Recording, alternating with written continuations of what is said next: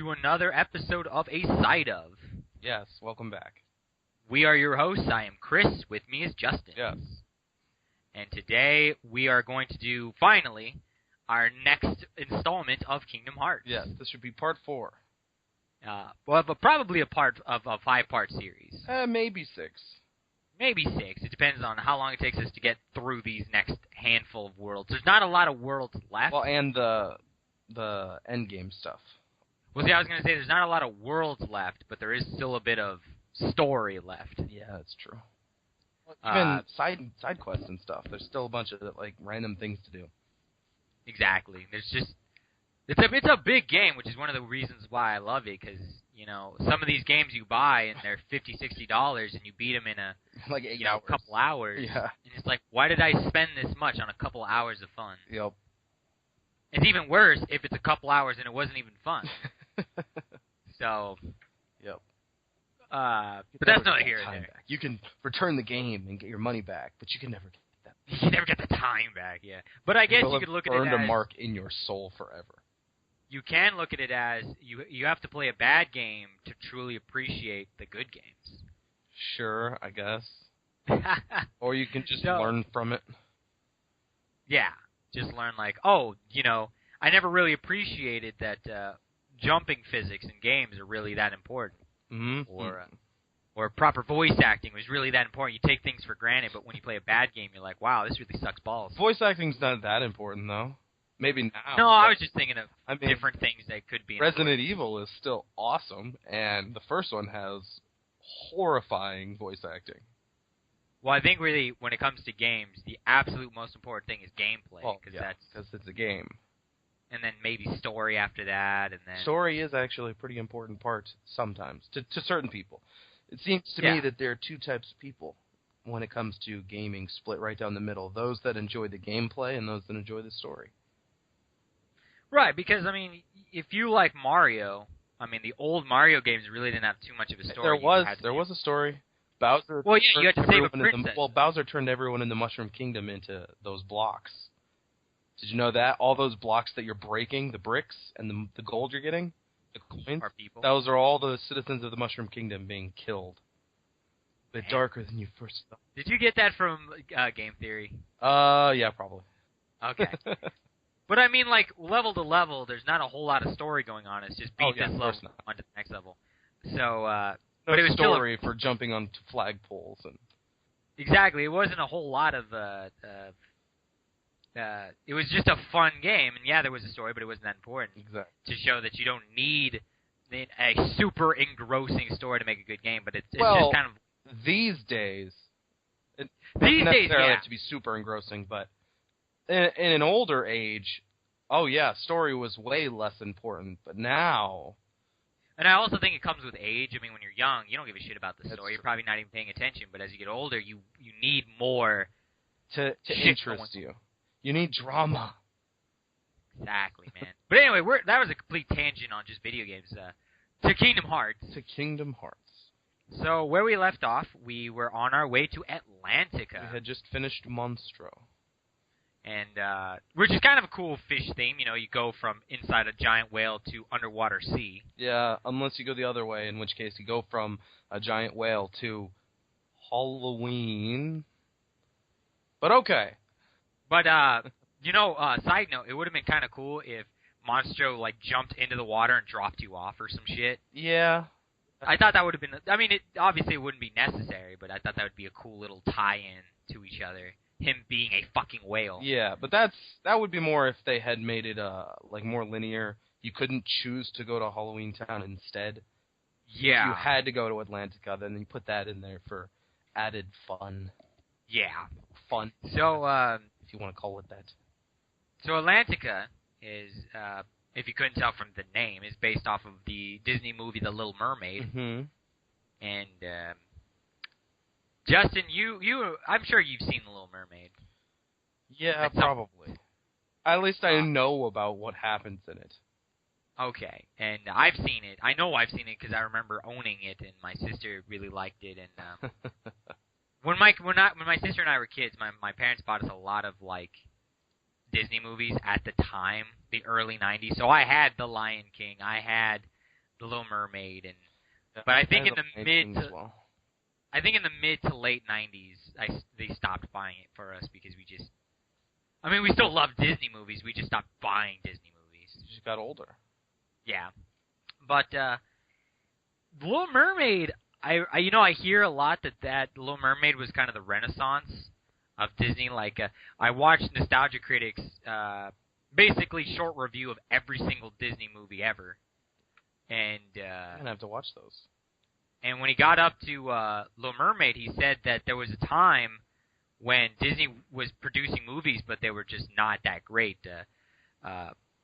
Great as in they didn't do well in audience. Like The Hunchback of Notre Dame is a great movie, but it didn't do well with audiences. It's my favorite Disney film, actually. Pocahontas bombed. Yeah. There was a third one, and I'm going to forget it, but there was... Oh, The Black Cauldron bombed. Yeah, which I don't think I've seen that one, but I've heard it's pretty cool. I heard it has a cult following now. Oh. But when The Little Mermaid came out, it did really, really well, and it's what gave Disney its kind of... Nudge like, back into the... Yeah. I mean, and then that led the way for Aladdin and, Lion King and all that. Etc. But as a story, I mean, it's another Disney movie that has a heroine as the main character. Yep. And long story short, girl under the sea, she's a mermaid. She wants to, she's tired of being a mermaid and being in a castle because her dad's kind of controlling, and she wants to go off and do her own thing. She loves the world of the surface. Exactly.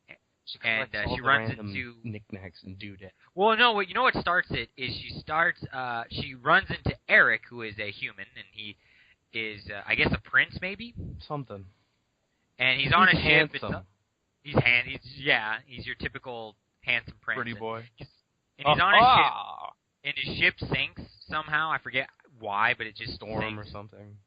And she rescues him. I don't think it was Ursula that knocked the ship down. Sea witch. But I think it maybe was just a storm. Very faintly hear her in the background. Yeah, I know. I was like, I gotta forget. You might hear some silent commentary from. How are we gonna hear it if it's silent? Very quiet then.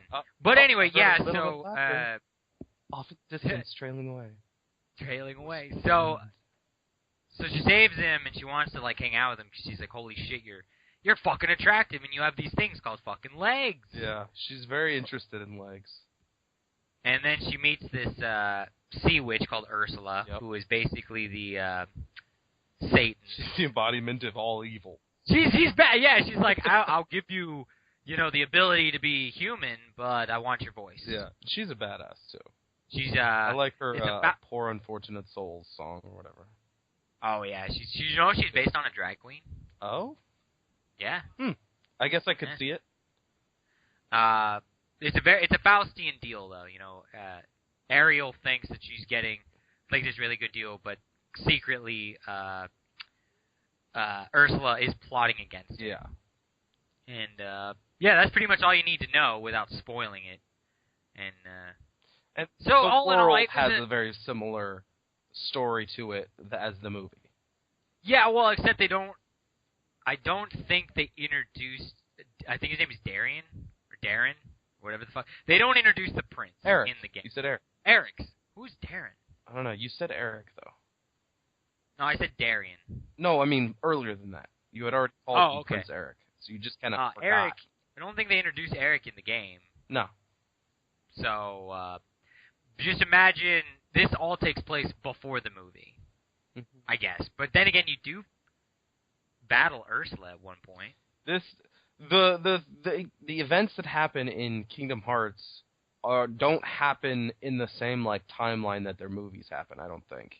I think it's just kind of like their world. It's like an homage to them. I don't think necessarily the events, just the fact that Sora went there, causes the events to completely change.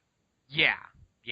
So instead of all that shenanigans with Eric and whatnot, Sora showing up makes the game happen. The story in Kingdom Hearts happen instead of the one from the movie. Yeah. It could just be completely separate timelines. Pretty much that's what you have to go with. And so I guess do we want to do what happens story-wise for the game, or do we want to introduce the characters that you'll run into? We can do the characters first and then jump into the story. Okay. So the characters, one of them is Dolphin. There's no entry for him. Yeah, it's just one of the, it's a dolphin that you grab its fin and ride it around.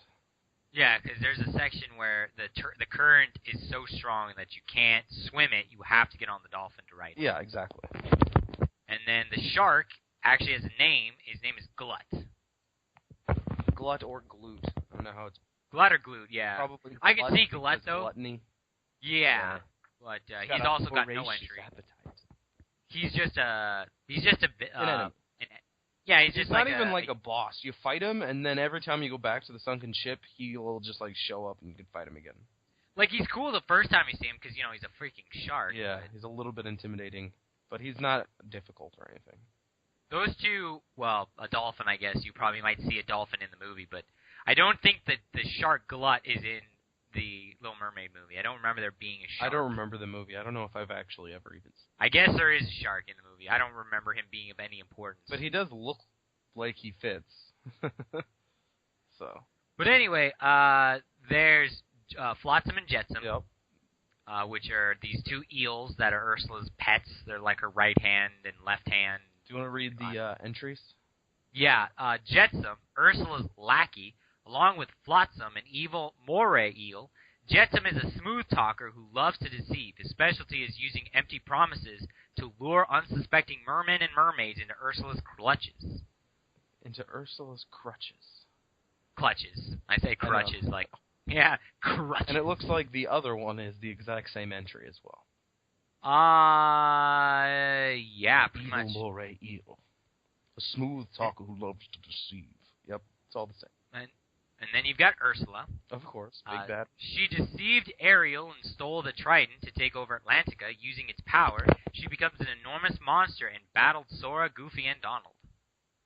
That's all you need to know about her, really. Yep. King Triton, king of Atlantica, who is backed by the power of his Trident. He has forbidden Ariel to have any contact with outsiders, which only led to her yearn to grow even stronger. Yep. I don't think stronger's the right word because... More willing to disobey, I guess. Yeah. Courageous, maybe, but not powerful. Stronger. I guess stronger in that way. Yeah, it could be argued. Because it's not like even in the movie, it's not like she fights Ursula. It's Eric who does the killing. He rams a boat into her, doesn't he? Which is pretty fucking badass. Oh, spoiler. Yeah. Ooh, ruined it. Damn it.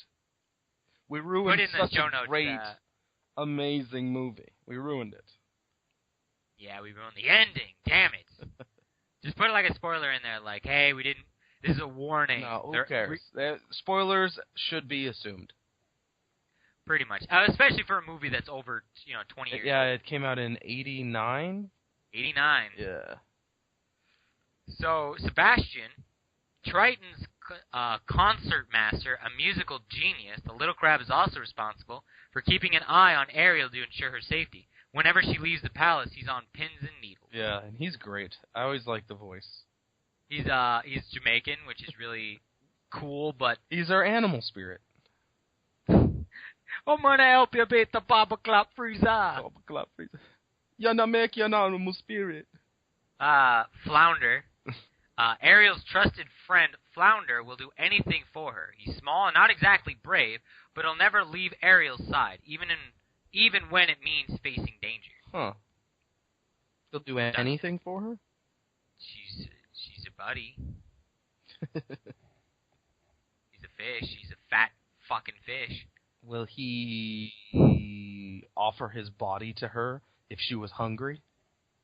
What do mermen eat, or merpeople? That's a good question. They eat the fish? They don't eat anything. Just when they breathe, they're like... Well, I mean, they're eating krill. But they're like whales. They just filter that shit through their body. Yep. Alright, so Ariel, Triton's youngest daughter, Ursula tricked her into helping steal his Trident. With help from Sora and the others, all was put right. Still, she'll never stop dreaming of exploring the world outside her father's palace. Yep. It should also say very fucking naive on there. Well, yeah, they never actually give an age for her, but you have to assume... She's probably like 15 or 16. Yeah, I could dig it. She's old enough to have breasts, so you can assume at least puberty age. Yeah. All right, so do you want to give kind of the rundown of what essentially happens in this world? Yeah, like how that relates back to the story. All right, so when you first arrive, Donald turns the three of you into forms that can survive under the water. So Sora becomes a merman, of course, with a dolphin tail. Of course. Donald, being a duck, he doesn't stay a duck. He gets half octopus squid tentacles. So yeah, cool, really? Cool. So he's half duck hybrid, or half a duck squid hybrid creature. Abomination. Yeah, Abomination. And then Goofy becomes a sea turtle, which I think is a good fit because the turtle shell works with his shield. Yeah, but he's still kind of an abomination because he's still got a dog face. Yeah, he's got a dog head. Less of an abomination. Yeah. He's spitting less in the face of his creators. Yeah. Which is funny because his shield is just on his back. Yeah, it doesn't in him. Yeah. I mean, that's fucking cool. And he, spins around and shit. He's actually pretty cool in this world. Anyway, so you first show up and you see Ariel and Flounder and Sebastian. I think they're, they just swim up. I don't think they're being attacked by anything, but... No. You talk to them, and you basically are like, oh, we're from another ocean, so, ha, ha, ha, ha. It's like, oh, you're from another ocean, but you don't know how to fucking swim. Yeah, really, that's cool. So they teach you to swim. Sora's how old is he in this game? He's I don't know, 15 or something, 14? Well, he's obviously in puberty as well, and it's so you're from an ocean, but you've never swam before? Yeah. How the fuck have you been getting around this whole time? I just kind of swam, I guess. I just got on the back of this turtle, and yeah, he took me everywhere. Why doesn't he take you everywhere here? I found a dolphin. Sorry. I found a dolphin, and that's all you need to know. Mm-hmm. So anyway, after you learn to swim, you get attacked by Heartless, so Sora fucks them up, Yeah. And then I guess. If I remember correctly, you just decide to go back to... Well, not back to. You're going to Triton's throne because Ariel wants to, tell her the Heartless are there or something. And so you show up, and actually, if you sit and wait in the... before starting the game, at the very beginning opening, picture, it'll go through this video, which also was a commercial that I saw when this game first came out. And there's a scene...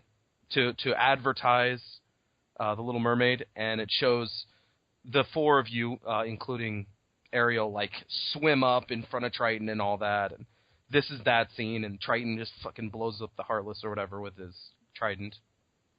And so he does his King Triton shit, and he's kind of a dick to her, And she's like, oh. So, you go off. She goes to her grotto. You go talk to her, and there's this trident symbol in the wall. And a bunch of random shit that doesn't matter, and some chests. So, go get those chests. So you're just like, all right, we're going to figure this shit out. And she's like, well, I'll help you as well.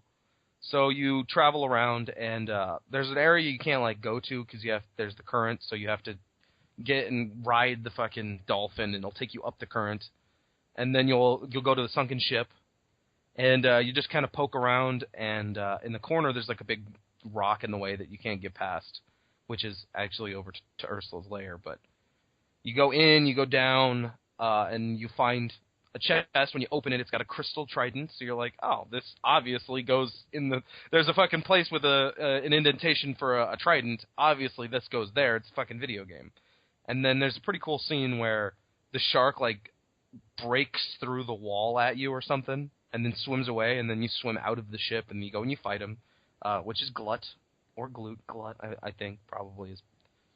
Anyway, so he's really easy. You beat him. You go back to the grotto, and you're putting the thing in the indentation, the trident, and Triton shows up, blows it up, and he's, all pissed this time. And so Ursula's like, oh. Or not Ursula. Ariel's like, oh. And she fucking swims away. And she meets Ursula. Ursula does her, usual... Well, no, she meets Flotsam and Jetsam, I want to say. And then Ursula shows up. And, they do their silver tongue shit. She's a naive dumbass. So, then I think you just go find Ursula. Yeah, and then you fight. And then you fight her. Yeah, I don't think there's anything that happens after Ariel goes with Ursula. So you're basically stopping her before she gives up her voice or what have you. Yeah, so that whole shtick never happened. Yeah, so you just kind of go find Ursula randomly, and surprise, surprise, she's behind the rock. You get Sebastian to, swim behind this thing and hit a button or whatever. And so you get in the first fight with her, which is a pretty good fight. There's a cauldron. She does all these magic. You fight her and Flotsam and Jetsam. And then when you win, she escapes, and then you just kind of go look for her somewhere else. And the only other place you can go, you go there. It's this big open area, and she turns gigantic, and then you get to fight her while she bites you because you're beating her fucking chin. It's a little reminiscent of when you have to fight that fucking demon Chernobog. guy. The Chernobog. Yeah, you're small and they're gigantic. Yeah, but that's at the very end. Yeah. And then you beat her, everybody's happy and whatnot, and then you're just like, yeah. And then Ariel's just kind of, well, if he can go to other worlds, maybe I can too. So the story on this one isn't exactly involved. The more fun part of this world is I liked the way they handled the water. I mean, it's still, I prefer not being underwater if I can help it. Yeah. But they did it a lot better than other games. Because sometimes games will just fuck up the underwater areas, and they're just not fun, mostly because of the controls. But controls work here, I think. Did you played Chain of Memories, right? Yeah. Did you beat it? Yeah. Okay. Did you, isn't Atlantica in Chain of Memories? Yeah, probably. I would assume so. Yes, it is. See, I was going to ask you if you also had to go underwater in that game as well, but well, you don't swim around. You still walk around and you make the because I don't know if you remember in that game you use the cards to make the next room that you go into. You go through a grid to get to the end. It's still that. You're just in Atlantica. Oh, okay. Well, knowing that, I don't think Atlantica went over very well in as World because I'm not going to give it away how, but they changed it completely in the second game. Very, very different in number 2. And it sounds like they changed it even from the Chain of Memories because swimming was just kind of Chain of Memories was just the reason you go to all the places that you go to are because they're literally Sora's memories of the places. Yeah. As you climb Castle Oblivion, it makes your memories it populates each floor with your memories, and then as you go higher up, you're losing your memories. Yeah, but I'm saying I'm sure when they were making the games afterwards, after Kingdom Hearts 1, they're like, you know what, swimming didn't go over very well. Yeah. We're just going to go ahead and kind of... People didn't like that. Yeah. But as a whole, I mean, I actually did not like Atlantica very much. I didn't like... Well, actually, before we get to what I didn't like, why don't we say the new enemies that were introduced in this? Oh, you didn't like the enemies? Is that? I did not like the enemies. Oh, but let me see. Enemies. We've got the Surge Ghost, which we already fought. Sheltering Zone and Sea Neons. They're like jellyfish. They're giant ones. You kill them. They break into smaller ones. Except they only have 2 long tentacle arms. Yeah. That they hit you with. And then they got a plethora of little tendrils behind. Yeah. The Screwdivers, I love those guys. Those were pretty cool, I'm not going to lie. It's like a scuba diver whose head is a fucking torpedo. Yep. The Aqua Tank, which also I thought was pretty cool. He's just like a gigantic fat fish, angler fish. And sometimes when you fight him, he'll have screwdivers hanging on, so he'll fly around and then they'll all pop off and attack you. It's awesome. I think what I disliked the most was the... I don't know if it's the Sheltering Zone or the Sea Neon, but one of them, when you kill them, then there are 2 that pop up. And I remember I could never really get the swimming down, so it was kind of a pain in the ass to first kill the Sheltering Zone and then kill all the Neons. 3 of them pop. Exactly. Well, you could always, if you finish him off with a powerful hit with, say, electricity or something, you can kill him before he splits. Oh, shit. Yeah, but I usually let him split because... It gives you more experience. Well, no, it gives you more opportunity at loot. I think okay. I think each neon can drop the same thing that the one sheltering zone can drop. I might be wrong. I'm no expert on the enemies or on the items, of course. But it was fun. I don't know. I liked the combat in the underwater because it's very similar to the flying combat, and I thought it was decent. But I am usually really good with video games with picking up controls and like adapting to them. Wasn't it in this game? I don't know if you went over this. I'm sure you maybe, but the first time you fight Ursula is actually a bit of a puzzle. It's not just a hack and slash where you go in and you just beat him until the health goes down. You actually have to do a combination. Mm-hmm. Yeah, and that's actually really cool. That was a cool part, I remember, because you had to really boss fight. But as a whole, it was just kind of... As a whole level, yeah. Personally, if I could do anything better, I think I would... I think it would have been, I don't know, maybe... I don't know how I would make this place better. It just kind of is. Mm-hmm. I would probably make it bigger, and probably put underwater and above water segments to like better mirror the story of the actual Disney movie. Yeah, it would have been cool if, like, you know, even if it was just one part, you would go onto the beach and there'd be like a save point, and that's how you got in and out of Ariel's world. You'd land on the beach. And you could teleport out there, and then enter the instead ocean. Yeah. I mean, it's cool, but it doesn't really make sense that you open up a clam and then you just... Whoop. Well, I guess they beam you up is what I assumed. But yeah. I thought that would have been cool to go onto a shore and... have like a little thing that you can go into first. Yeah, that makes sense. It would also have been cool if you could have wielded the trident. Yeah. That's how you take out Ursula. But again... You got the Keyblade, which I don't know which one's stronger, but the Keyblade. You think? Yeah, because Trident only has power in its own world, I would assume. Probably, and it's only really effective in the ocean, I imagine. Yeah. Whereas the Keyblade transcends all time and space, or whatever. But yeah, dude, there's not. I got really nothing left. Yeah, there's not a whole lot going on in this world, but it's still fun. I like it. It's a fun world. I always end up having, because it's fairly short, I always end up having to go back to farm up items for synthesis because I never get enough the first playthrough, first run through. What do you get from this? You get a Keyblade, which is the Crab Claw, which I never use because I always go and get the Pumpkin Head first. Although, I think if I remember, Crab Claw is better for magic, if you're playing a magic character. Oh, okay. But if you're playing a magic character, why don't you just go get the Spellbinder or whatever? You do get a torn page. Yeah, but we've already talked about that. Yeah. That file. To reiterate, Justin does not like the Winnie the Pooh segments in this game. Yeah. It's really annoying. So yeah, I think we're good to move on, really. Hold on. Unless you got How would we do the boss fights better? I think the first Ursula fight is pretty good.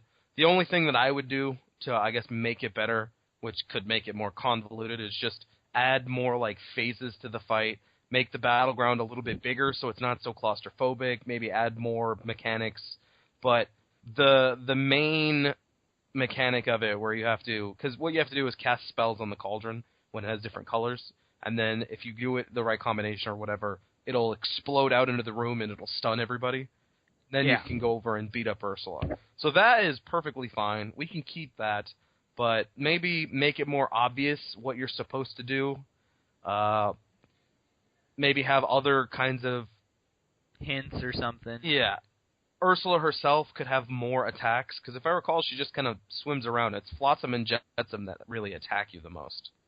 Yeah. So she can have attacks. When you knock out Flotsam and Jetsam, instead of them just, like, passing out for, like, 5 seconds and then getting back up and attacking you, I think they should have that, but if you kill them within a relatively quick time of each other, it's a mechanic for that happens in World of Warcraft and raids a lot. There's 2 bosses, and they don't die if you kill them. They only die if you kill them both at the same time. So you kind of have to manage the damage on both of them. I think it'd be cool if that was an option for permanently removing Flotsam and Jetsam from the fight, because they're really more annoying than anything. Okay. So if you can kill them both within a relatively good amount of time, there's some management there. You pop the one down, make him almost dead, pop the other down, and then hit them both with magic or something. But other than that one's a pretty good boss fight. Anything you want to... I actually enjoyed both boss fights. I don't really know how I would make them better. I thought the puzzle one, like you said, it would be cool if they added a little bit more hints as to what you're supposed to do, because they just throw you in. Yeah. And yeah, the first time I did it, I got my shit like fucking wrecked. I didn't know because you really don't know what you're supposed to be doing. You think, okay, I'm just gonna, because a lot of this game up to this point is just you get a boss and then you hack just and slash the shit out of them. Exactly, and then they throw this curveball at you where it's like, oh wait, there's a puzzle to this. Yeah.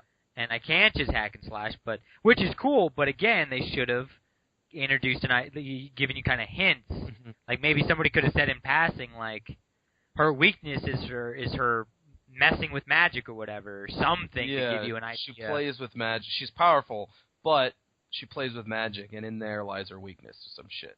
Or something, yeah. Maybe they do, and we just missed it. I don't know. Could be. But the second one I thought was cool. I like where you're small and you have to fight the big guy. And when I first used to play that until this most recent one, I always just thought it was badly designed because you just sitting there attacking her, and she just keeps doing these attacks that kind of hit everywhere. You can't, dodge them. But then I realized as an adult, instead of, when I played it as a kid, or not a kid, but, whenever I played it, I just realized that's what the fucking mermaid kick is for.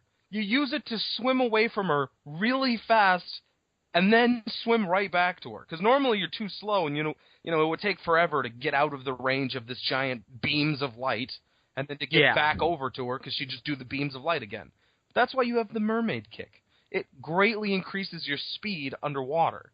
So you just fly away from her, turn around, and then fly right back.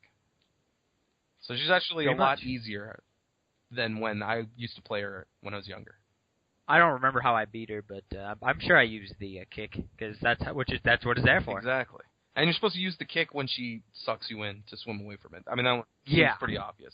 Because she'll suck you in and bite you. I'm a cannibal now. I think it'd be cool if there were more mechanics to her. That one, again, it's not a terrible boss fight, but it's not amazing.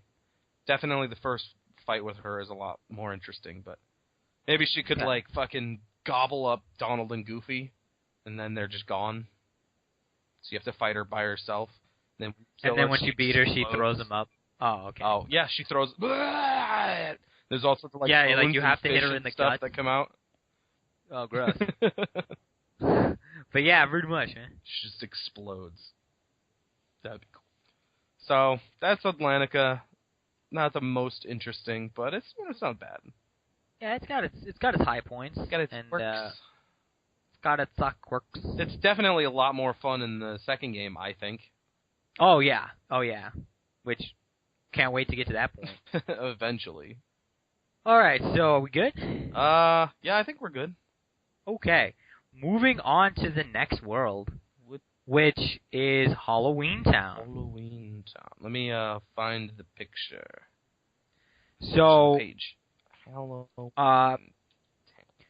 Halloweentown is probably one of the newer movies that we're going to be talking about, because I don't remember when it came out now that I think about it, but I think it came out late 90s, early 2000s. Let me hit up IMDb real quick. IMDb. So, but I'm pretty sure of the worlds that we're going to go to, this is the newest one. 1993. Really? Yeah. Holy shit. Came out earlier than you thought? Yeah. So it's based on the Tim Burton classic, of course. Yeah, Justin's probably got a little bit more to talk about because there was this whole thing with a play and everything. But for myself personally, I remember liking it. It was kind of it was dark. It's Tim Burton, and but really, I've seen it explode even to this day. It's like a phenomenon. This movie, and I never saw why people love it so much. Mm-hmm. It's cool. But... It's cool. I like it, and the singing's really good, but it just never... It's so weird. People just love Burton. Yeah, actually, Nostalgia Critic I watched one of his videos or whatever, but yeah, he criticizes the whole Burton-esque fandom, but he is a big fan of Tim Burton as well. Yeah, but that's really all I got. But Justin, I know you had a little bit more. Yeah. Not so much that you liked it more, but you know. I did see the movie. I did enjoy it. My sister actually fucking loves it, which is kind of funny because she saw it when she was a little girl. When she was really young. Okay. She just fell in love with it. I like it, you know, I enjoy it, and my favorite song from the movie is probably not the same as most other people's favorite songs from the movie. Is it, it's not This Is Halloween, it's, I bet you it's Santa Claus? Kidnap the Santa Claus. Yep, yeah. Kidnap the Santa Claus. There's one particular line that I just fucking love. The delivery on it and the line itself is just perfect. What's that? I say that we take a cannon, aim it at his door, and then knock 3 times, and when he answers, Santa Claus will be no more. It's like Here so excited. Yeah. It's like, we're going to blow him up. And then immediately she's like, think now, if we blow him up to smithereens, we may lose some pieces. Yeah, that makes sense. Let's not blow him up for any, you know, moral reason. Let's do it because we'll lose the pieces. Well, the kids are kind of sadistic. Yeah, and that's probably one of the reasons why I really like that song. The whole, now that I think about it, it's funny because a lot of the characters you could see as being sadistic or being in horror movies, but they're not bad characters. They're just in their world. This is normal. They have a bit of whimsy in their murder. In their murder. They don't ever murder anybody, but some of them are really... Again, like, if you saw them in any other movie, they would probably be the villain. Yeah. Because of the way they're they all look. monsters and shit. Exactly. But it's good. But, and then when I was in middle school, one of my teachers wanted to do a play of Halloweentown, or of Nightmare Before Christmas. And we ended up not doing anything for it because people just did not give a shit. We didn't have enough people, like, there were just a bunch of problems and we just never went through with it. But I was going to be Oogie Boogie and the mayor and the werewolf. Even though the werewolf and the mayor appear in the same fucking scene. Huh. And that's one of the problems we had. A lot of people had to be multiple characters, and we just didn't have enough people to do it. That sucks, man. That would have been cool, though, to play in a play about Halloweentown. Mm-hmm. Okay, so I guess we'll start with the. Do you think we need to do another like I did with Little Mermaid, just kind of a basic idea of what Halloweentown's about? Nightmare Before Christmas, but Nightmare Before Christmas. Yeah, you can. We can do that. All right, so because these are all based on these movies, so yeah, we should at least talk about the movie in question, at least a little. So in this movie, there's the world that we live in, the human world, but what seems like every major holiday, Thanksgiving, Christmas, Halloween, even St. Patrick's Day, which I really want to see. But each of those holidays, Valentine's Day, Easter, all of them have a world to themselves, and it's never really explained what separates their world from this one. They don't really go into like a lot of world building. You just are under the assumption that there's our world and then there's their world. Yeah, this is just the setting. It doesn't have really anything to do with most of the story. Exactly, and so in Halloweentown, which is where most of all of this game and most of the movie take place, is obviously Halloween. Yeah, the embodiment of Halloween. So there's a lot of ghosts and skeletons and scary. Right, but they're all having a good time. They're all scary, but they're not evil. Yeah, of course.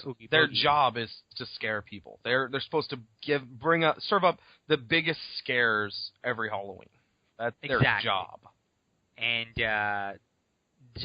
Jack Skellington isn't the leader of Halloweentown because they do have a mayor, but he is might as well be. Yeah. Everybody looks up to him because he's the top scarer and everything, and what it turns out to be is just that Jack gets kind of bored doing Halloween every year. He's like, I want something more, and he discovers Christmas Town. Mm-hmm. He's off in the woods, and then he discovers all the doors, and then he. Which, dude, I mean, I've always wanted to know about those other worlds. Yeah, just St. Patty's Day. Dude, is everybody just drunk? Everyone's drunk and passed out. Yeah, they're all Irish. Everyone's got a hangover all the time. What if, I know there's a bit of an aside, but what if Jack Skellington went to St. Patty's Day and introduced beer to to Halloweentown? Dude, that'd be amusing. It'd be an amusing little diversion. Dude, I'm kind of glad Halloweentown came out when it did, because now that I think about it, Halloween now is just, as an adult, it's just about being slutty. Yeah, pretty much. It seems like. So I'm kind of glad that if it was an R-rated movie, well, it'd be pretty fucking brutal, actually. But anyway, and so he decides he wants to be Santa Claus, and that's really all you need to know. That doesn't actually even come up. Shenanigans ensue. Yeah, shenanigans ensue. He wants to be. He gets introduced the idea of Christmas, and he tries to introduce that to the people of Halloweentown, and they try to do Christmas their way, and it's really creepy. And, yeah, it's pretty bad because they just don't have a concept of not creepy and scary. And he gets shot out of the sky because this fucking sleepy town happens to have like anti-air cannons. Yeah. Like, the fuck? Dude, that was fucking amazing. Yeah. But yeah, that's really all you need to know. I mean, there is a guy named Oogie Boogie. Yep. And he's the boogeyman. He's the boogeyman, and he is a gambling man. He's a gambler, which is kind of cool that they added that. But I guess he's the most feared person in Halloweentown. Yeah. He doesn't really interact with anybody other than the kids. There's these three kids, Lock, Shock, and Barrel. Mm-hmm. He doesn't really interact with anybody but them, so we don't really know what his deal is, or, he just hates Jack, and he wants... I'm not even sure what his deal was, now that I really think about it. He just hated Jack for some reason. Mm-hmm. You don't really find out much of the history. Okay. He's just kind of the villain. So that's all you need to know, yeah. Really. And in this one, the story is in the game. The story is. Well, do you want me to do the characters first? Or do you want to do the story? Well, first? I wasn't going to go through it. I was just going to say that it's kind of similar, but there are definite differences. Okay. So then I guess I'll do. Now you can go to the story. Okay. Are the characters? Oh my gosh, the very first one is the bathtub. The one at the very bottom. The bathtub, yeah, the one at the very bottom is the bathtub. The bathtub's kind of cool because it moves on its own. Yeah, it transports them. Yeah. Okay, and then you have Barrel, who is, of the three, he's kind of the dumb one. He's the short, stocky, fat kid with the skeleton mask. Yeah. A member of the trio that includes Lock and Shock, he's a little slow and often ends up as the butt of his partner's pranks and practical jokes. So yeah, he's the dumb one. They're kind of dicks to him.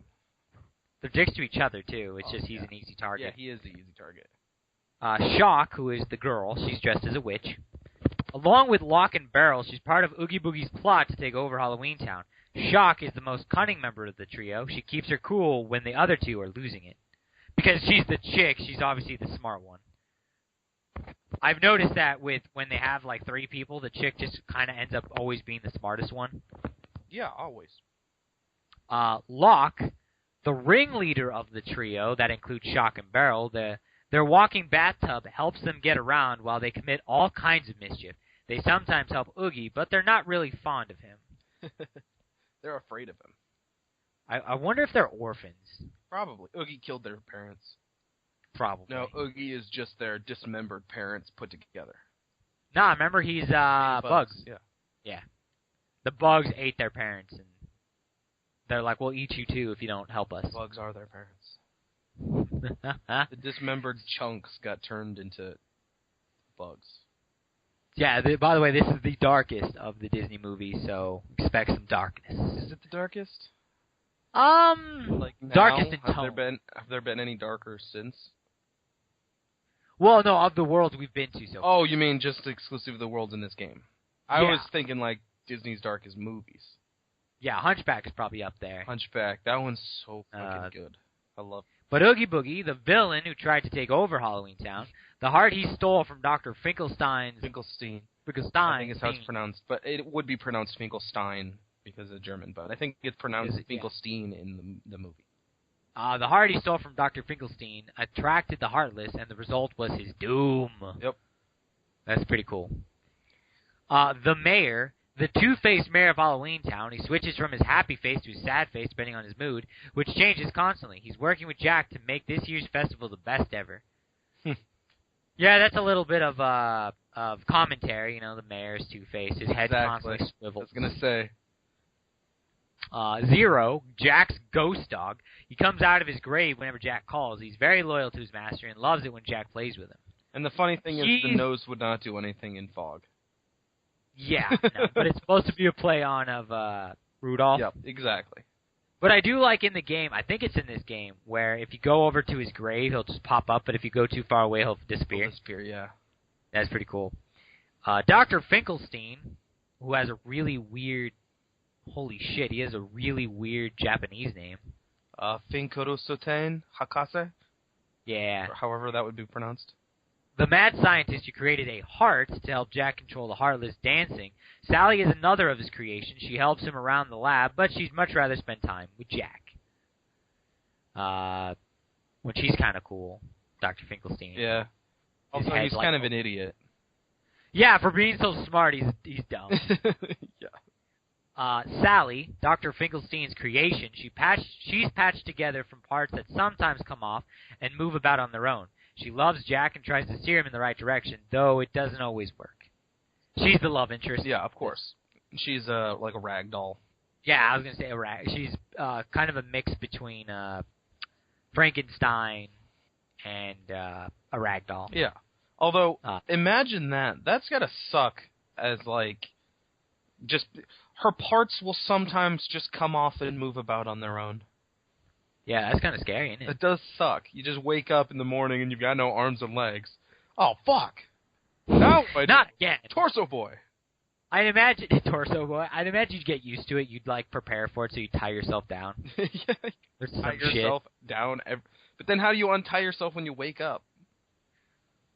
Yeah, well, got to get someone to do it for you, I guess. Jack Skellington, the Pumpkin King. The Pumpkin King. You know that. He loves... Jaku Skurintun, or however you said it. The Pumpkin King, he loves to scare people out of their wits, headstrong, confident, and likes grand gestures. Now he's working night and day to make this year's Halloween festival the greatest ever. He is totally into grand gestures. Like, because you can get him as a party member. His moves are all, like, showy based. Like, like, one of his abilities, I think, is called applause. And he, like, does, like, a fucking, what is it, power slide on his knees. He, like, power slides and all this, like, it's just loud and verbose. And he has all the elemental spells, but they're, like, I don't know. He has grand gestures, you know? All right, so now you can say what the story is for us in the game for this. Okay. So, for the story in this game, you come to the area, and, again, you gotta use Donald's magic to kind of, like, disguise yourself. Only this time they're all, like, monster-related, so Goofy is like a Frankenstein. He's got, like, a bolt for a nose and shit like that. I thought he had a bolt on top of his head. Yeah, he might have. I'd have to look at a picture of it. I mean, I'm going off of my memory. Donald is all wrapped up, because he's a mummy. And Sora just looks pretty much the same, but he's got like a pumpkin on his face. Not over his whole face, just over one of his eyes for whatever reason. Yeah. Or what have you. And then he's got like I think he's a vampire, because he's got little wings, and he's got a pointed tooth. But he's mostly in just black clothing, but he does look pretty cool. Okay. So you show up, and there are you go into you start off in like the guillotine gate or whatever. You go into the main area, and there's all these search ghosts, but they're just there. They're not doing anything. So you look around, and you go and you find the mayor and Jack Skellington, and, you know, they're doing whatever. And Jack wants to get the Heartless to dance, and they're not going to. They're not dancing. So they're like, okay, whatever. Yeah, you got to remember that for them, these people aren't scary because they're used to scary. So these are just, look at these little creatures. I don't think they even know about what the Heartless do or are. Anyway, so you go to Finkelstein's, and he's like, okay, I can make a heart.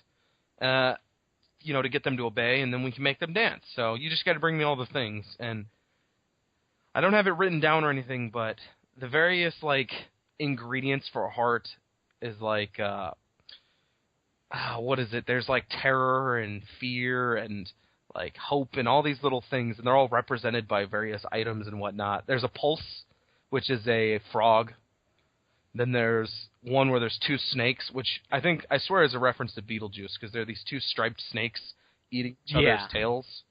And just all these different things, but you don't have all the ingredients, so you got to go get the last 2. And I think one of them's Forget-Me-Not, and one of them's something. So you go out, to get the ingredients, and there's really nothing about that. You just go fight a bunch of... Well, actually, I don't think you even fight Heartless yet. So you get the ingredients, and then you make the heart, but Lock, Shock, and Barrel show up, and they try to steal it. So you chase them to Oogie's Manor, where you fight them. You don't, interact with Oogie yet, but you do fight them, so you get to fight the 3 little kids and beat the shit out of them. Which, it's a okay boss fight, but it's nothing special. And then, God, is that all that happens in this world? Seriously? Because you, like, charge them, the Heartless, so that you can make them dance, but then they start fighting you. So you're fighting them, but once you get the... Okay, I think what I'm missing is you get some ingredients, and then you have to go get more ingredients because it doesn't work. Okay. And then they show up, they steal the heart, you go fight them. And then that's pretty much it. You go fight Oogie, and then he fuses with his house, and then you fight him again. Is that seriously all the story for this fuck? Yeah, no, it seems really short when Really? you just say, like... But there's a lot of running around. Yeah, I remember it being longer. Because it's a long... going up the tower to Oogie's place took for fucking ever. It didn't take that long. And then, damn. There's also... Wow, yeah, this is a short fucking world. Isn't it? Wow. That opens my eyes a little bit. Yeah, when you really get down to the nitty-gritty, story-wise, not a lot happens. This world sucks worse than Atlantica. But it gets, not a free pass, but it gets some leeway because it's an enjoyable world. I like the atmosphere, I like the characters, and I love the enemies. The music in the background is usually do do do do do do do do. Yep, absolutely. So that's always fun. They did introduce some new Heartless, and even the old Heartless, because it's Halloweentown, they're all like darker in shades of color. Mm-hmm. They're like grayer and sort of, I don't know, they fit the aesthetic of the world. Right. If you go to the wiki, actually, which I'm sure you're on, if you scroll down past most things, you'll actually see what the characters, Sora, Donald, and Goofy look like. And you actually, I didn't know. Oh, yeah, okay. In Kingdom Hearts 2, you get to go to Christmas Town. Yeah. And in the final mix version, they actually gain new outfits. Oh, that's cool. I did not know that. Goofy's reindeer form, that looks awesome. Donald's snowman form, really? He's a snowman.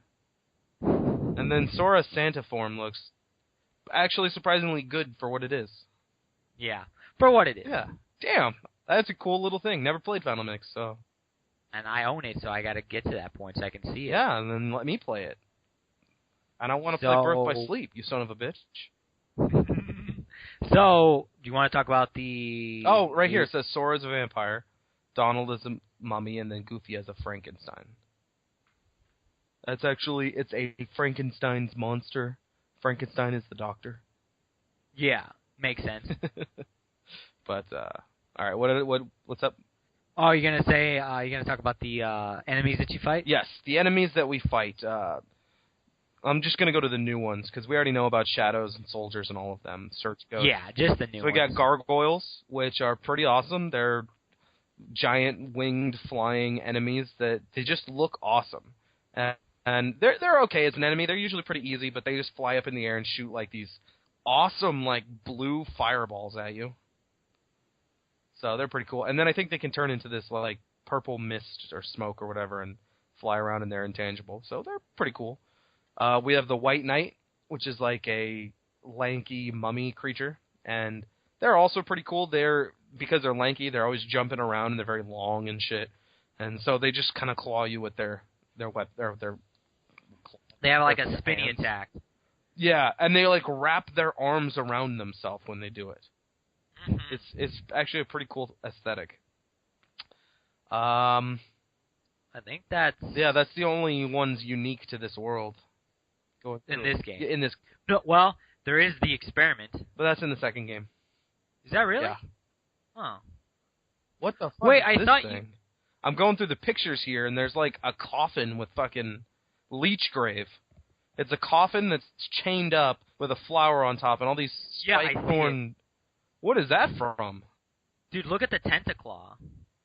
That's pretty cool. Because we're on the wiki right now, and it says all of the enemies that have ever been in Halloweentown. So, some of these I've never seen before. That's pretty cool. There's one called the Chill Ripper. The Chill Ripper? Yeah, I see it. And Windstorm. Those have to be in, like, Dream Drop distance or some shit. Yeah, probably.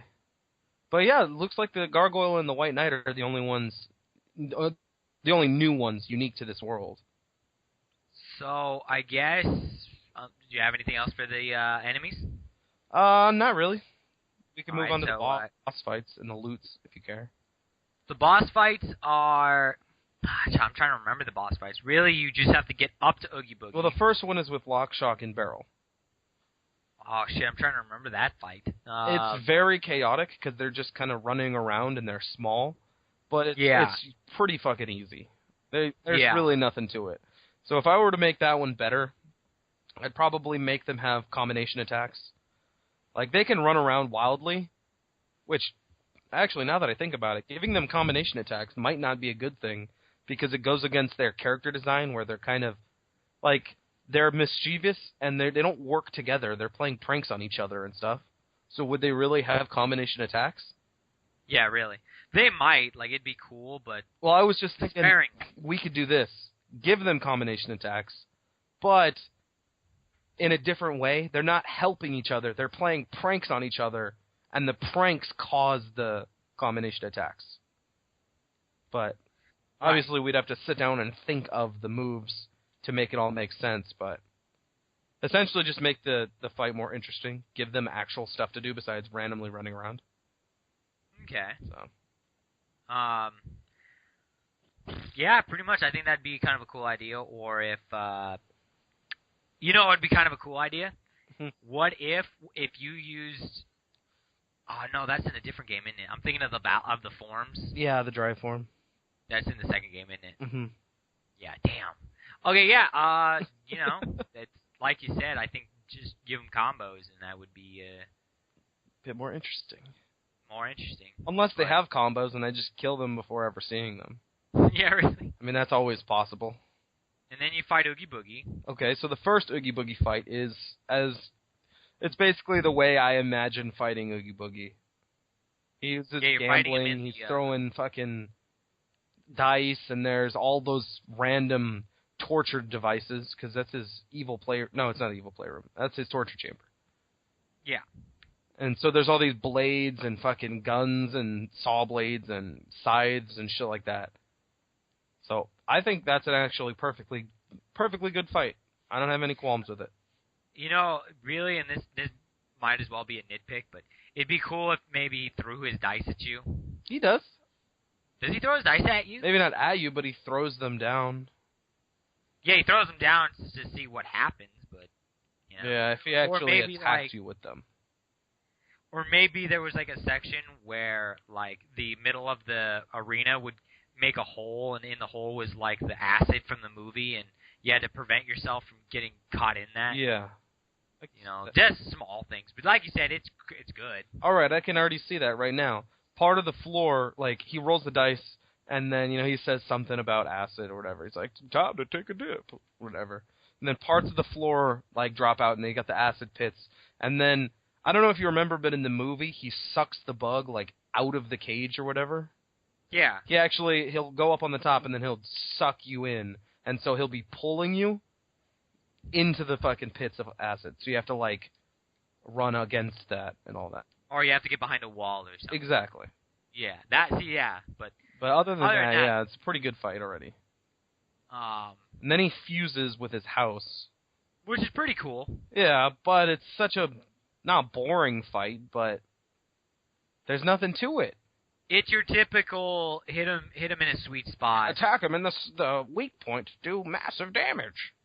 Exactly, and then once you get hit enough spots, I mean, I don't think he attacks you. I think just other enemies. Well, he has these like hanging things with fire, and he shoots little fireballs around, but it's mostly Heartless that are attacking you. And the fireballs are pretty easy to dodge. Yeah, they're not even like fireballs; they're like little embers. Yeah, they're not even like big or anything. So maybe they could have made the boss fight a little bit better, a little bit more involved. And they fixed this in Final Mix. But there was a missable Trinity mark inside the mansion before he fuses with. Yeah, because once you beat Oogie Boogie, the mansion crumbles and it's no longer there. Yeah, the area where it was at is just a giant open field.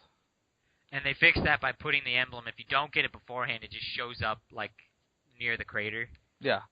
Well, it shows up on the wall. Because I don't know if you remember, there's like a little gate and then a little river. Yeah. It's on the wall of the gate, and then the chest is on top of the little archway. Oh, okay. Yeah. Okay. Yeah. It's a red Trinity, I believe. It's the one where you ram it, knock it down. Yeah.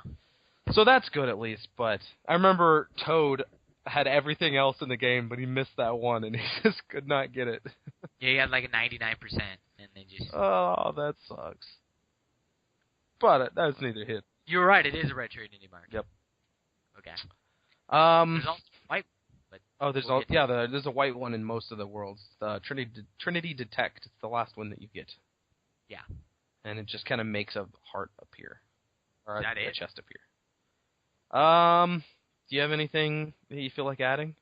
How did you like the world overall? Okay, I liked it because I liked the designs. You know, they were really cool looking. I liked to see them kind of scary-esque. Yeah. I liked Jack Skellington. I liked the movie. I mean. Yeah, exactly. It was cool to see it, and the characters in the world all seemed to fit the characters from the movie pretty well. Exactly, and I just love I love the soundtrack going on. Oh in the background. Yeah, of course. It was especially since I hated the Little Mermaid. Going from that to this. Well, not even the soundtrack, just the world. I didn't like it. Well, that was the only song that played throughout the entire world. Was it pretty really? much? Wow. It was just always playing in the background. Yeah, whenever you entered a new place, it just started up. No, that's... Now that I think about it, that song and the Lion King song. No, that's Little Mermaid. Yeah, you're talking about Just Can't Wait to Be King. That's a... Yeah, the very beginning of Can't Wait to Be King. But anyway, so I think that's... Getting on these Disney tangents? Yeah. Okay, I think we're good with Halloweentown then. Yeah, I'm surprised. Take a glance at my notes, make sure there's nothing I'm missing. The camera sometimes sucks, but that was written for other things, and yes, the camera does sometimes suck. Yeah. No, most of the notes I have left here are all in the post-game fighting the special bosses and whatnot. Okay. Well, I guess we got to move on then. All right, I guess we do get to move on. So... Wait, is there any, trivia? I just saw that it was based off Tim Burton's thing. Oh, okay, then yeah, doesn't matter. Okay, so the next one is Neverland. How long have we been going for? Looks like just over an hour. Okay, so this will probably be the last one we do in this video. Yeah, this will be the last one. So, Neverland. Neverland, which is based off of Peter Pan. Well, hold on. When we head there, you can't go to... I'm trying to remember if you can go to Neverland, or if you have to beat both Halloweentown and Atlantica first. I don't know. But anyway, this is the one you're supposed to go to after doing those two, as far as the difficulty goes. Okay. And the order in difficulty, you're supposed to go Atlantica and then Halloweentown and then Neverland. Okay. So this is basically the deep jungle of the second group of... Because there are two loops of planets that you go to, or worlds, and then you unlock the second loop, and it starts with Agrabah. This is like the deep jungle of that. This is the third that you go to after you beat the other two. Okay. Now Neverland, sorry. Okay, so Neverland, which is, if you didn't know, was based off of Peter Pan. Peter Pan. Here's the weird thing. That one I have not seen. Really? Yeah. Huh. Anyway, real quick before we talk about our I guess my experiences with Peter Pan. It's weird that it's called Neverland when you never actually go to Neverland. Yeah, you're in Neverland when you're on the ship. I guess that's true, but you never really step foot Yeah, you're just kind of in the ship. water. Yeah, and it's not like, if I remember, when you're in on top of the ship, it's not like you can see the island of Neverland. No, there's just ocean all around you. Yeah, so really, you're in the ship, or you're in London. Yeah. It's kind of. So that's false advertising. You're not in Neverland at all. But I guess that's better than Captain Hook's ship or London. Yeah. I think London would have worked. But anyway, first of all, look at the German spelling for Neverland. German Nimmerland? Nimmerland. Is that how you think it would be pronounced? Nimmerland, yeah, probably. Awesome. The Spanish one is really weird. Like, País de Nunca Llamas? Llamas? I don't know Spanish. Anyway. Yeah, and I'm looking at País, like I've never seen that word. País de Nunca? País de Nunca Llamas. So Peter Pan, is an old movie, I think. I don't actually remember when it came out, but I want to say the 90s. No, it says right here, it is based on the 1953 film Peter Pan. Wow, holy shit, I'm bad at this. Okay, so... Yes, you are. Well, that's a super old movie, then. Not as old as Pinocchio, because Pinocchio so far is the oldest world based off of a movie. Oldest movie that we've come across. Yeah, in this game. But Pinocchio's Neverland's still pretty old. So, if you don't already know, I guess you've never seen it, Justin? Mm-hmm. Did you ever see... I saw a Peter Pan movie, I think it was just called like Pan or something like that, but with Jeremy Sumpter or whatever. I saw that. Oh, was he that blonde kid? Yeah. I did see that one. I thought that was pretty okay. And then I saw Hook. That was really That one was awesome.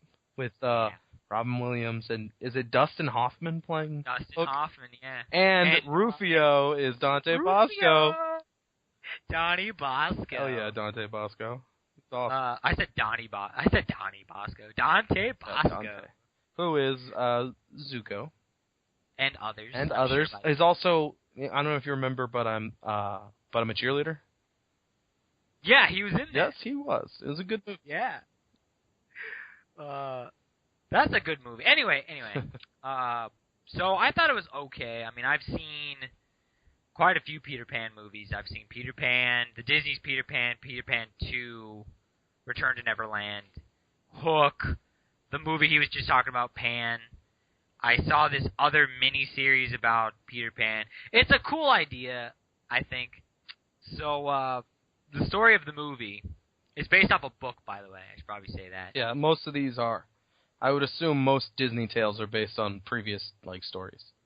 Yeah, except for maybe Tim Burton's. Well, yeah, but that's Tim Burton's, Did you know he didn't direct that? He just produced it. Ha! That's funny. Yeah. But, anyway... Peter Pan is the story about this kid. It's funny because it doesn't really focus in the movie, the Disney movie. It doesn't really focus on Peter Pan's past. It's just there's a boy named Peter Pan, and he lives in Neverland, which is a place where you never age. Apparently, yeah, you don't grow up. You don't grow up, and he doesn't want to grow up. He wants to be a kid forever. And he comes across the Darling children, Wendy, Michael, and Edward. That's probably one of them. Whenever there's British children, Edward's always one of them. Well, okay, it doesn't really matter because they're not in the game. Yeah. But they go to, the oldest one is just about to hit puberty, I think. She's about that age. And she doesn't want to grow up. That would be Wendy, right? That'd be Wendy. Yes. And so they run into Peter, and Peter's like, oh, well, just fucking follow me to this place where it's fucking awesome. It's a magical place. You never grow up. You never grow up. Come on. Let's jump out this window. We can fly. What? We can fly. Well, I at first it seems kind of creepy, but his shadow is separated from him, and Wendy sews his shadow back on. I think the wow. Suspension of disbelief. Yeah, is now broken. And it's like Tinkerbell is a fairy. Doesn't he spray pixie dust all over them or whatever? Yeah, he almost like salt shakers. Tink all over them. Yeah, Tink all of that sounds. All of her dirty. fucking essences. Just get all on you. And so that they could fly, and it turns out that if you just think happy thoughts, you can fly. Mm-hmm. So they go to Neverland. Actually, there might be something to that, because I think in Dragon Ball Z, when Gohan is teaching Videl to fly, it also, you need to have happy thoughts or whatever. And I think that's how Starfire flies in Teen Titans. Yeah, she thinks happy thoughts. It's all about being happy is what makes you fly. Well, no, being happy makes you high. Maybe. Maybe that's why when you get high, you get happy. You'll get high, and then you'll be flying. Anyway, and then shenanigans ensue. Oh, as they always do. The rest of the story doesn't really matter because it doesn't affect the game. The game, but you do need to know that there's a pirate, and by pirate I mean like a 17th century pirate running around in the waters of Neverland called Captain Hook. And think of a pirate. That's Captain Hook. Yeah, pretty much. And except he doesn't have a peg leg, he doesn't have an eye patch, but he does have. He definitely has a hook. Here's the fucked up thing. Peter cut off his hand and threw it to the crocodile. It's a little fucked up. TikTok the alligator. The croc. TikTok the crocodile. And that's really all you need to know to. Captain Hook's pretty cool. Yeah, he's Smooth. Yeah, and Smooth's pretty cool also. But yeah, I think unless you have anything to add, I'm always worried about the crocodile. I know. Yeah, he's paranoid. Yeah. The crocodile. But to be fair, the crocodile does circle around his ship wanting to eat him. Did the crocodile swallow his pocket watch or something? Because there's always ticking when the croc shows up. Yeah. Or is that in Captain Hook's mind? He's actually just fucking crazy. It's true. Yeah, he ticks. That's how he knows he's coming. Is he can hear the TikTok? Yeah, and that's why it's called TikTok the Croc, I assume. Yeah. Okay. Do you have? It's funny on this under story. It has Kingdom Hearts Birth by Sleep first. Yeah, which is weird because they usually do it in terms of game order, not story. Oh, and I guess in Birth by Sleep you actually do go to the islands and whatnot. Yeah. So you actually get to go into Neverland, but I haven't played it yet. Oh, I want to. Just hold on, I'll beat it soon. Actually, characters, dude. Do the characters first. No, I know. Okay. So, the first one is Crocodile. He's not called TikTok in the journal. Yeah. He's just called Crocodile. Or Kuroko Dairu. Kuroko Dairu. A seagoing reptile. We should start doing that because I'm loving these Japanese butchering Japanese names. A seagoing reptile big enough to swallow a man whole, and he's always hungry. He's got a taste of Hook once. He got a taste of Hook once and never forgot it. Hook can tell when he's near by the sound of the clock ticking away in his stomach. Why didn't they ever shit that thing out? Yeah, really. Because it's a cartoon. You think the clock would have killed him, actually? Maybe. Suffocated. It would have rusted in his belly. Yeah, and give him tetanus. Mr. Smee, also known as Misuta Sumi. Misuta Sumi? Mr. Sumi? I feel like that's really racist, adding the voice to it. Yeah. I don't know how it's pronounced. Hook's first mate, which, in the game, he's actually the only other pirate other than Hook. The entire crew is heartless. Yeah. He lives to take orders from Hook, but he's as slow-witted as Hook is obnoxious. Huh. So Mr. Smee is a fucking idiot. Apparently. He reminds me of Porky Pig. Okay. Remember how he talks? Yeah. That's all, folks. Yeah. Smee's like, capping? He's capping. Hey, but Pan! He's taking Pan! That's actually a really good rendition of him. Was it really? Yeah. Captain Hook, also known as a Fuku Essential. Fuku-sensho. The pirate with a grudge against Peter Pan, who caused him to lose his hand to the crocodile. He threw in his lot with Maleficent and the Heartless, but ended up being chased over the horizon by the crocodile. Yeah, and Captain Hook's awesome. And he's actually a pretty fun boss fight, even though he doesn't really do anything. Not really. Yeah, he's just kind of there. He's cool. Yeah, not much more to say about him, but I want to do an impression of him, but I'm not sure how to do one. The only thing I really know is Smee. It's almost like hype. Smee. Or there is one line he says in Kingdom Hearts where he's like, the Heartless. The Heartless. But not like Ursula where she's like, the Heartless. He's like, I actually kind of want to whatever. Like watch this game in Japanese just to hear them call each other by their Japanese names. I don't know if Wendy, they ever say each other's names, though. Well, I'm sure, like, Peter Pan will say Captain Hook. And they'll say, like, Fuku Sensho. I don't know. So Wendy, in Japan, Wendy.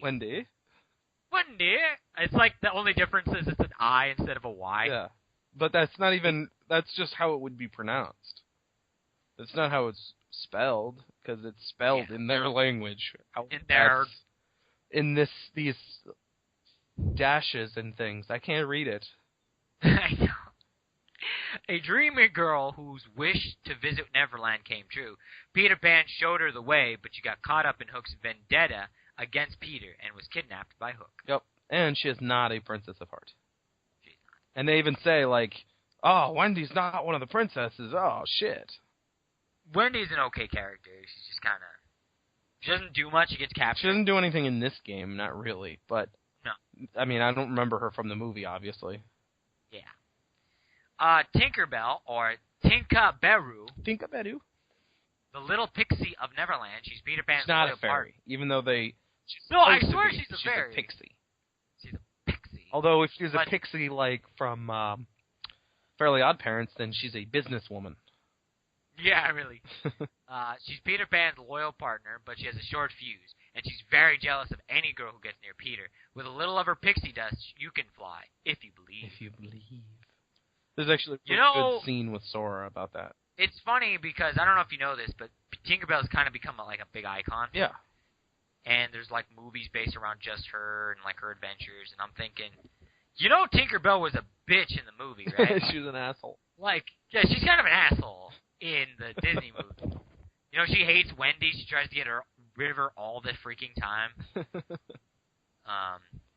So Peter Pan, the flying boy from... Oh, Peter Pan, also known as Peter Pan. Peter Pan. The flying boy from Neverland, where no one ever grows up. He can be stubborn, but he's also fearless and has a strong sense of justice. He snuck on board Hook's ship to rescue Wendy, who was kidnapped. Yep. Okay, and that's characters. Yep. Okay, so for the story of this world, what happens? This one has a better story than the previous two. So, let me see. I'm trying to remember exactly what happens. So you show up on the ship. Actually, you're flying over to where the ship is supposed to be, and it shows up and captures you, and so you're like locked up, I guess. You're in a wooden chamber, and then Peter Pan's in there, and he's like, we gotta get out of here. He's like, yeah, but you're stuck here too. And he's like, oh, well, I'm not fucking stuck. And then Teak shows up and like opens the door or whatever.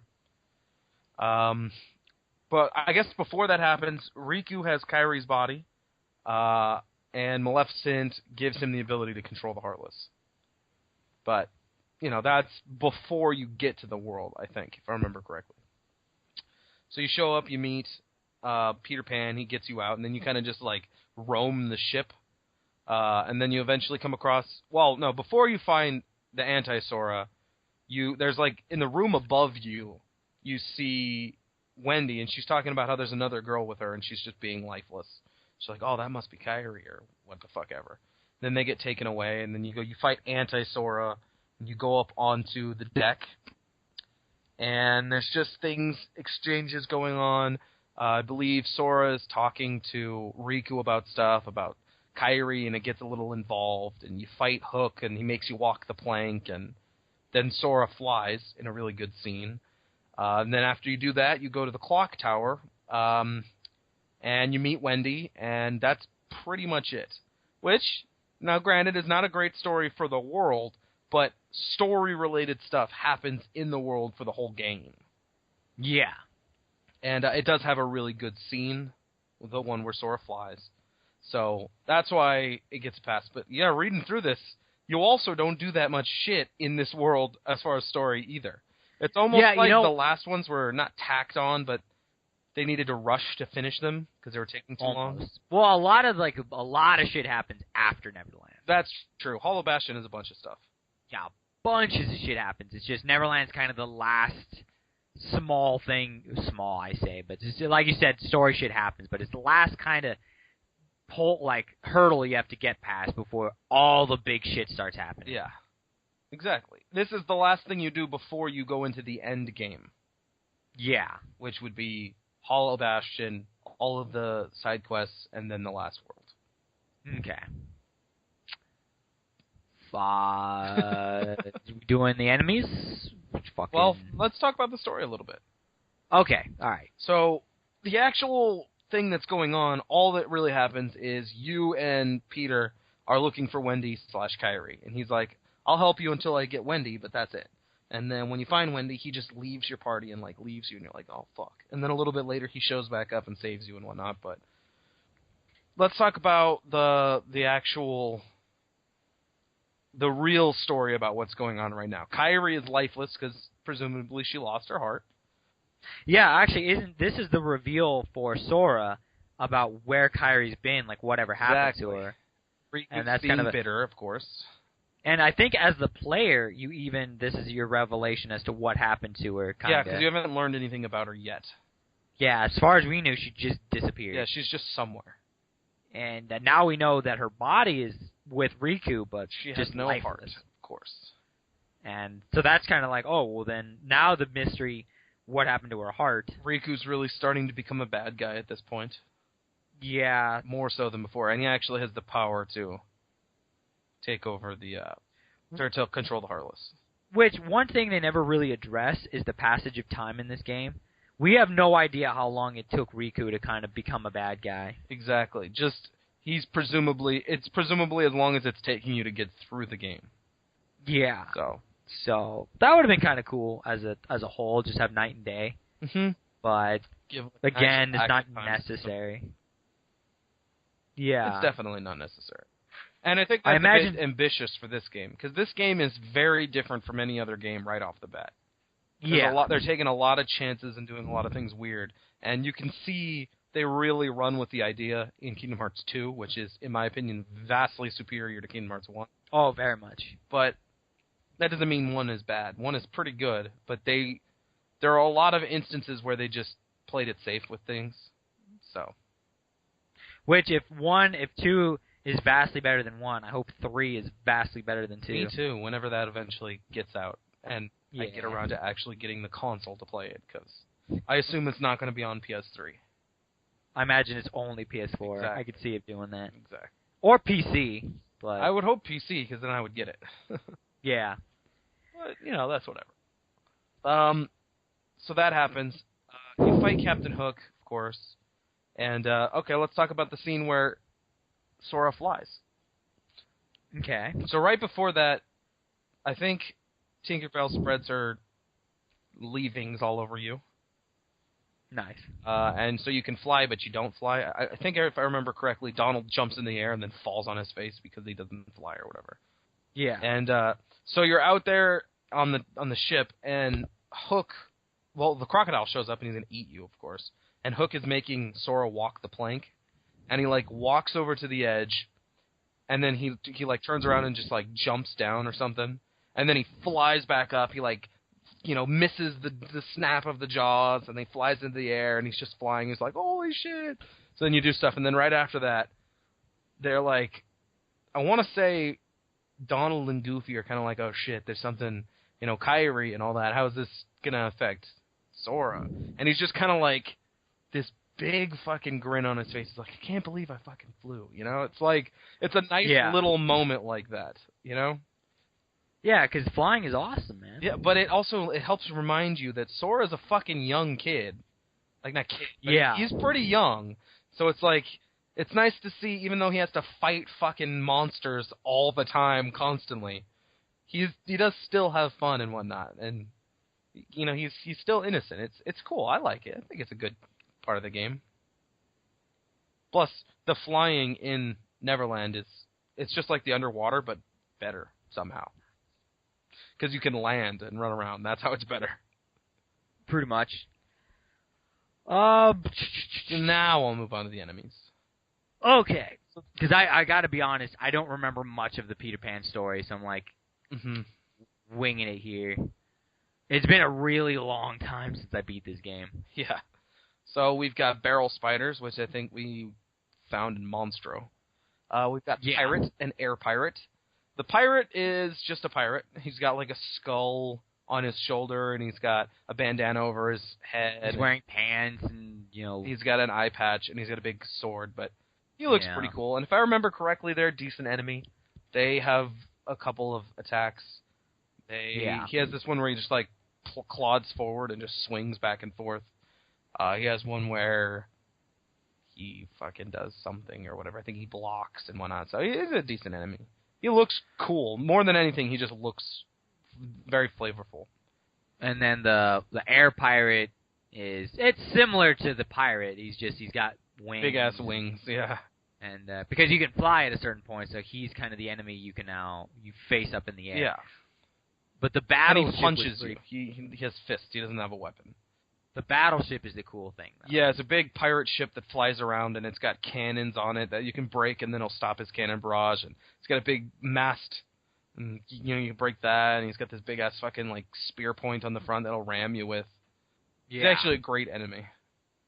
I really like that idea of a floating pirate ship that you had to fight. Mm-hmm. And when you fight Captain Hook, I believe that he summons the pirate ships, the battleships. Oh, okay. So you fly and beat them and shit like that. The idea for Shadow Sora is cool, but he's basically just a shadow. Yeah, it's the anti-Sora. Yeah. It's a shadow version of Sora. That's literally... Well, I mean, there's Shadow Sora, which doesn't have a Keyblade, and then there's Anti-Sora, who has a Keyblade. Yeah, you do actually fight the Shadow Sora before the Anti-Sora, but he just pops up and dances around and then, like, goes away. Yeah. And then when you actually fight him, he's Anti-Sora, and he's got the Keyblade. That's a pretty decent mini-boss fight. Yeah. Is that it for that's the only new ones. I mean, there's Phantom, but he's one of the final bosses. We'll get to him. We'll get to him later. There's a bunch of stuff from other games. Bunch of stuff. And then there's the Jet Balloon, which is a rare Heartless, but we'll also get to the rare Heartless later. Okay. I think... Oh, no, what would we do better? Well, yeah, okay. Or is that what the next thing we usually do? It doesn't matter in what order we do it. Okay. So, if I could pick anything better, I guess going to Neverland. Oh, yeah, of course. I would rather go to Neverland than be on the pirate ship. I think that we could have the pirate ship and we could have the clock tower and still go to fucking Neverland. You think? Yeah. It's a pretty short world.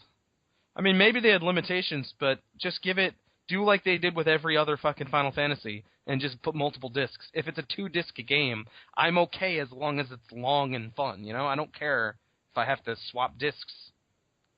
Pretty much. I've been doing that since I was young, playing Final Fantasy 7, 8, 9. Since I was young. 7 is 3 discs, and 8 and 9 is 4 discs. So every time I played through, once you get to certain areas, you got to swap discs. I'm no stranger to that. Okay. But, just going to Neverland would be pretty cool. The Lost Boys, put them in there. Put them in there, even if they did nothing but just stand there. It'd be cool just to see them. Yeah. Tiger Lily and the whole Indian village would have been cool to see. Just basically everything in Neverland. I don't know what that is, but... Oh, okay. Just all the people that you get to see in the movie. Yeah. Because really all you get to see is Peter Pan, Wendy, Captain Hook and Smee, and I guess the crocodile. That's it.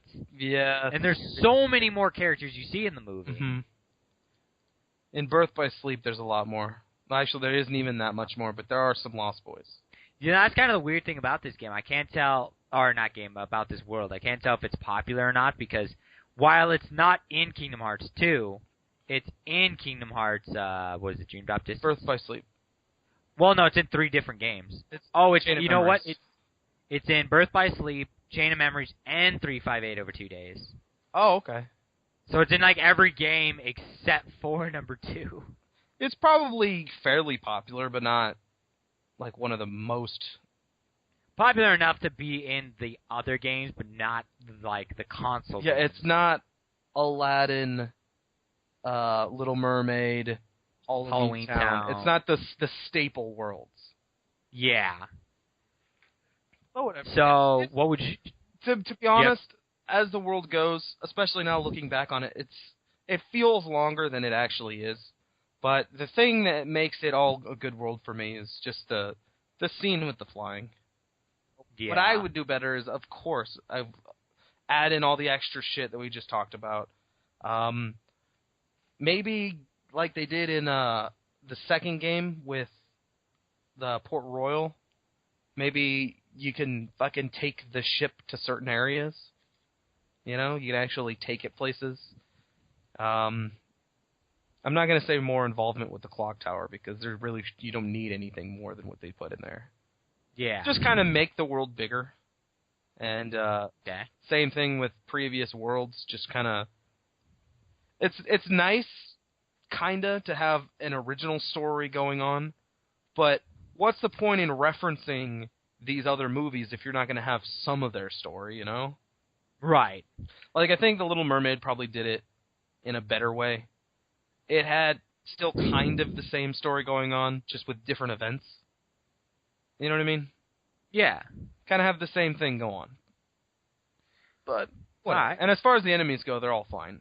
I mean, for me, any enemy, you can just make it harder and give it more stuff to do. But But as a design, none of them were necessarily bad. Yeah, exactly. And they're all memorable, and I do enjoy them. Alright, so, boss fights. The first one is the mini-boss fight with the Anti-Sora. Yeah, that was pretty fun. I mean, it was fighting yourself, so that was kind of cool. I remember it being difficult on Proud Mode. Yeah. Well, it's Proud Mode. But I don't remember it being that hard. One of the cool things is that he'll split apart, and there will be, like, decoy versions of himself. Yeah, and then you have to find him. Yeah. That's always a fun little thing that happens. I think it would have been cool if you had a bigger arena to use, and he moved around more and actually, like, summoned Heartless for you to fight. Or, like, the Anti-Sora flew up into the air and then just, like, spat copies of himself down to fight you. Yeah. So you had to fight waves of yourself. And it'd be cool if they did different things. There was one with, like, a shield from the beginning, one with the Keyblade, one with the sword, one with the rod, and they, like, did different things like that. And then it'd be cool if at the very end, after you beat him, he, like, merged with Sora or something, and then you got some new ability accessed or some shit like that. Okay. So, other than that, it's decent enough. Make it harder. The next fight... Well, do you have anything to...